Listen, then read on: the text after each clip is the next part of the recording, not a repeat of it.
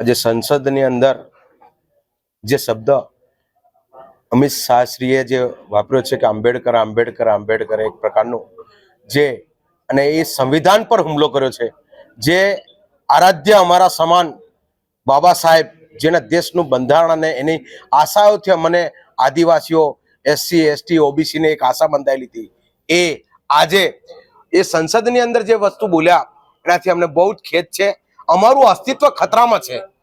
જેને કહેવાય કે આ દેશ પર હુમલો થયો છે, સાથે સાથે ખોખરામાં આપણા જે ઘટના બની એને પણ વખોડીએ છીએ.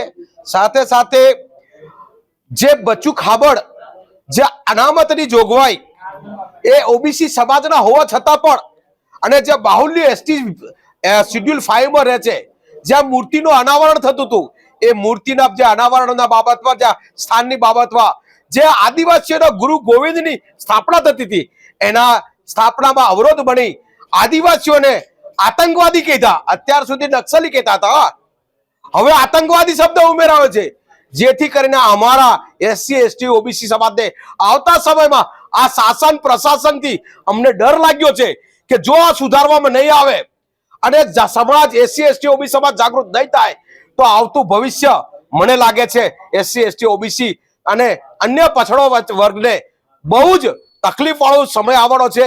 જાગો મિત્રો, જાગો, નહીં તો આવા દરરોજે આક્રમણો થશે. એ આક્રમણના વિરોધમાં અમે અહીંયા લુણાવાડાની ઘટનાના પણ એફઆઈઆર નથી થઈ, એવી કેટલી અમારી સાથે અન્યાય થાય છે. એ અન્યાયોના વિરોધમાં અને અમિત શાહને સસ્પેન્ડ થાય, રાજીનામું આપે, એ માટે આખા આદિવાસી સમાજ અમે માંગણી કરી રહ્યા છે. એસસી એસટી ઓબીસી સમાજ ભેગા થઈને આજે આવેદનપત્ર આપ્યું છે. પ્રવીણ પારગી, આદિવાસી એક્ટિવિસ્ટ.